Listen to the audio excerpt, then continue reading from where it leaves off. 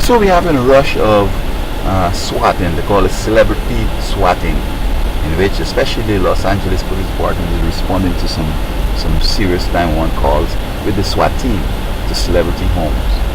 And Timberlake, Rihanna, some of the homes that they had the SWAT call to.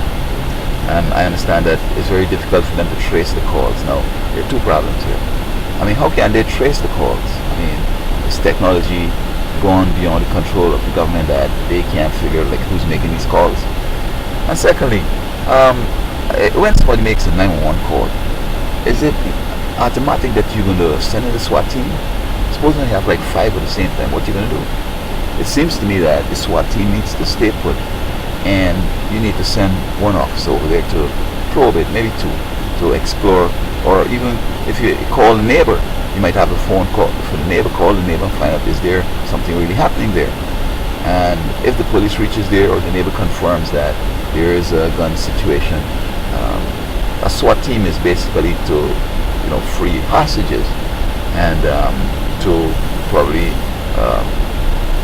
take a person out who is holding up a situation. But not everything requires a SWAT team. If somebody is mugged down the road, you don't send a SWAT team over that.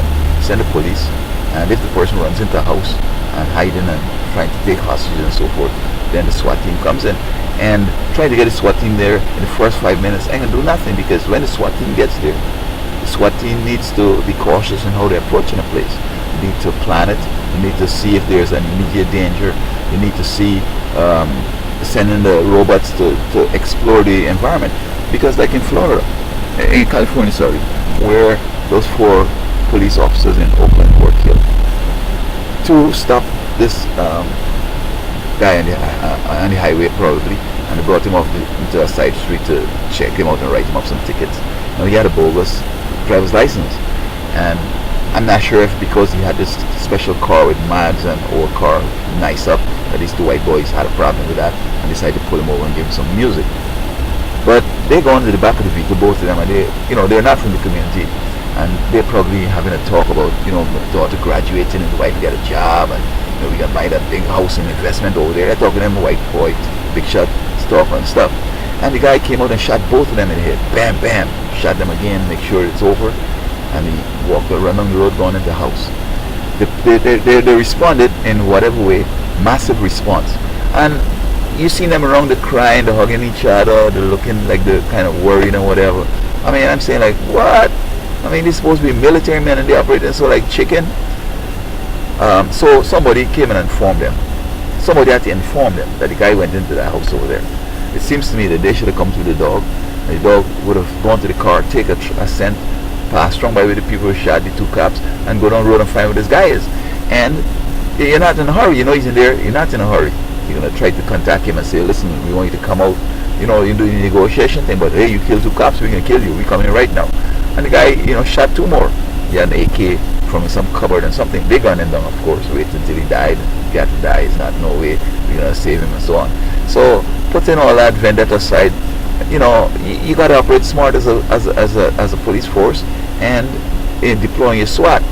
You're going to run into the thing that you're not investigated, except you're under fire or you see, you got to make a move, but still you got to be moving cautious. You feel like the guy will be trap place, you could be barricaded, you know what I mean? Listen, you could be a marksman, so you could pick all them off the run up in line. And by the way, the Oakland police, the other 2 from the SWAT team that were killed, guess what? They pulled the SWAT van just right in front of the house that the guy is supposed to be in, putting on the gear and everything else. But this guy, apparently he wasn't sure whether they had seen him or whether he had looked out and saw them, because he could have knocked off all of them right out there.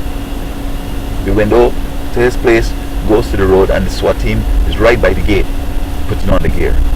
But he waited until they run, and then he shot 2 more. So I suspect that there's a dumbing down total.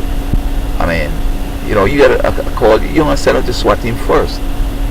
Call a neighbor. Call the owner of the house. Send in a police to explore what's happening over there before you divert a whole bunch of stuff. Because it seems to me that in these cases there's going to be no kind of shooting. If he's shooting randomly people out there, But if it's just hold up in a house or whatever, I mean, I don't see the need to send 40 cars over there. People could do that. Call 3 SWAT team. You have all your police force over there, and then that's a diversion. And then they got something happening over the road that they want to do. So, I say that LAPD needs to operate a little different, or all the PDs around the country. You don't send out your SWAT team first call. Assess the situation. Hope that these first responders could defuse it. The SWAT team going in there, it should be for a long-term thing, not to end it right away and get killed or kill the people. See if you could negotiate out, see how best you could avoid getting killed. You know what I mean? Those are things that I think they need to be considering.